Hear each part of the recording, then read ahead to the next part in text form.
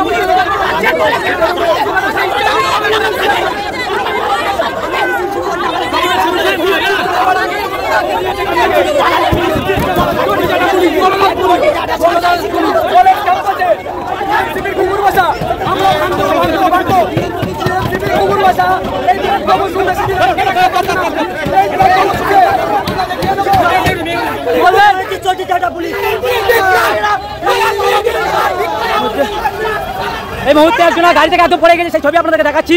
এই মুহূর্তে সেই ছবি আপনাদেরকে লাইভের মাধ্যমে অবশ্যই যেখান থেকে দেখবেন পুলিশ কিন্তু ছেলা দিচ্ছিল। এই মুহূর্তে সেই ছবি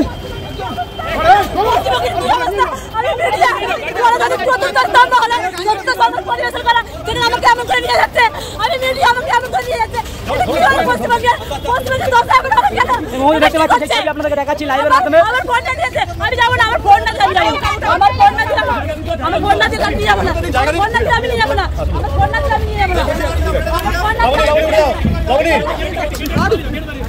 একজন মহিলাকে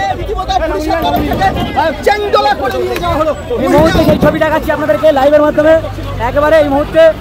আমি বলছি আমরা সাঁওতালি এডুকেশন বোর্ড এবং দাবিতে এখানে যেটা আমাদের চলছে, আজকে শান্তিপূর্ণভাবে গণতান্ত্রিকভাবে আন্দোলন করা হচ্ছিল আমাদের ছাত্ররা। আমি কিন্তু এখানে আন্দোলনের আমি ছাত্র নয়, আমি প্রফেসর বাপি সরেন। আজকে আমরা সাঁওতালি এডুকেশন বোর্ডের দাবিতে এখানে এসেছিলাম একটা শান্তিপূর্ণ গণতান্ত্রিক আন্দোলন করতে।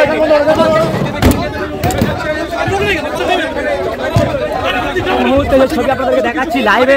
স্টুডেন্ট ফ্রন্টের বিকাশ ভবন অভিযানের ডাক দেওয়া হয়েছিল ঠিক করুণাময়ী যখন জমায়েত হয়েছিল স্টুডেন্ট ফ্রন্টের একাধিক ছাত্র নেতারা।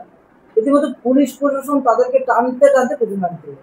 কি বলবো, যেভাবে পুলিশ তৎপরতা দেখাচ্ছে সেই তৎপরতা যদি অন্যান্য ক্ষেত্রে দেখাতো তাহলে আমাদের রাজ্যে যে অন্যায় দুর্নীতি যেগুলো হচ্ছে সেগুলো হতো না।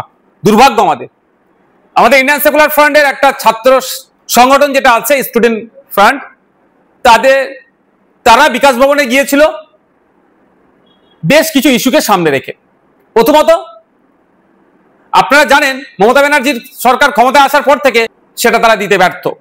পৃথক সাঁওতালি শিক্ষা বোর্ডের দাবি ছিল, আনএডেড শিক্ষা প্রতিষ্ঠানগুলো এডেড করার দাবি ছিল, যে শিক্ষা প্রতিষ্ঠানগুলোতে যে দুর্নীতি অপশাসন চলছে সেগুলো বন্ধের দাবি ছিল। এই ধরনের একগুচ্ছ দাবি নিয়ে এক কথায় শিক্ষা ব্যবস্থার পরিবর্তন হওয়া দরকার, যেগুলো গতানুগতিক চলছে এর পরিবর্তে নতুন কিছু আনার জন্য বারবার সোচ্চার হয়েছিল, বিভিন্ন জেলায় তারা ডেপুটেশন দিয়েছে, বিভিন্ন ব্লকে ডেপুটেশন দিয়েছে, এবার বিকাশ ভবনে ডেপুটেশন ছিল বা অভিযান ছিল। দুর্ভাগ্য আমাদের রাজ্য প্রশাসন গণতান্ত্রিক প্রক্রিয়াতে একটা অভিযানকে কিভাবে আক্রান্ত করলো, আটকালো। মিছিল শুরুর পূর্বেই তাদেরকে এসে আমি মনে করছি চরম ফ্যাসিস্ট চিন্তা ভাবনা নিয়ে অন্যায়ভাবে তাদেরকে আটকালো, তাদেরকে ডিটেন করেছিল।